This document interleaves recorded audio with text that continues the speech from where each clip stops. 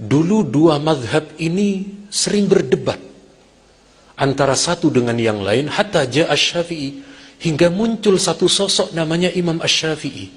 Famazaja bainana, beliau yang berhasil mengkompromikan, mempertemukan dua kelompok ini. Sahabat ada 3 yang belajar kepada Rasulullah. Abu Hurairah melalui jalur hafalan, Abdullah bin Amr melalui jalur menulis, kemudian sahabat Anas bin Malik jalur barokah.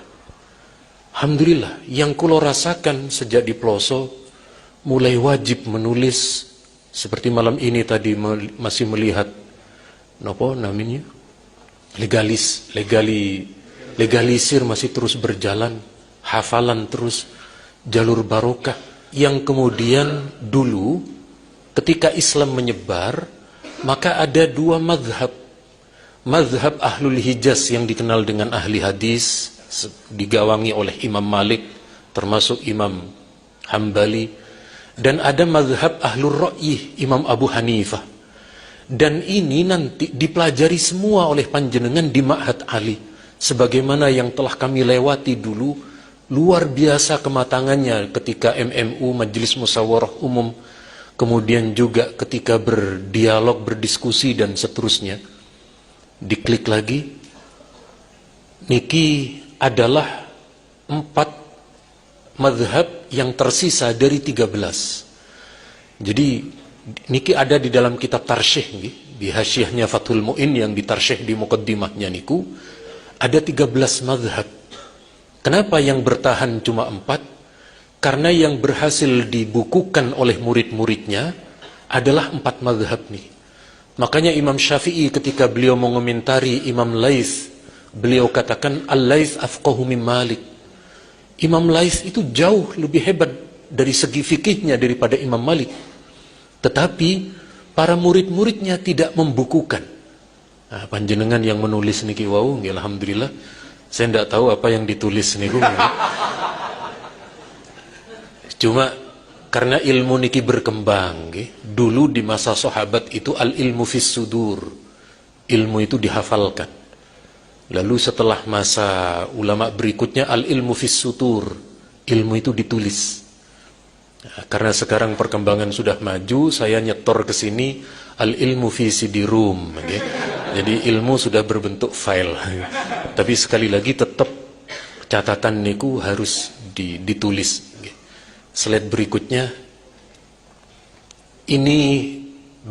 ini adalah imam kita.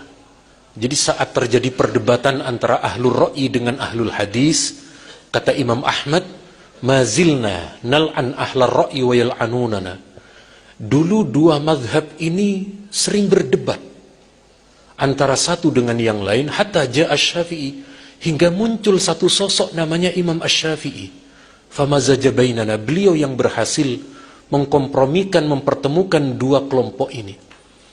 Apa yang ditawarkan oleh Imam Asy-Syafi'i, yakni kias. Nah, hampir hari ini ketika panjenengan mengikuti Bathul Masail, panjenengan ikuti metode berdebatnya Kiai Manan, jenengan tengeri berdebatnya Kiai Halimi. Di situ beliau ada banyak kias-kias, yakni raddul far'i ilal asli. Bagaimana beliau ketika membahas masalah jual beli, niku nanti larinya ke bab musakoh, larinya ke bab muzaro'ah, larinya kemana-mana. Berarti bagaimana? Beliau-beliau ini, para musahih panjenengan yang alhamdulillah masih tetap berada di pesantren untuk terus mengasah panjenengan, akan memperkaya itu. Jadi apa yang saya hari ini bertemu di Komisi Fatwa, di Bathul Masail, oh ini dulu ilmunya Kiai Ato, dulu ini ilmunya Kiai Manan, ini dulu perdebatannya Kiai. Jadi sekali lagi ini luar biasa.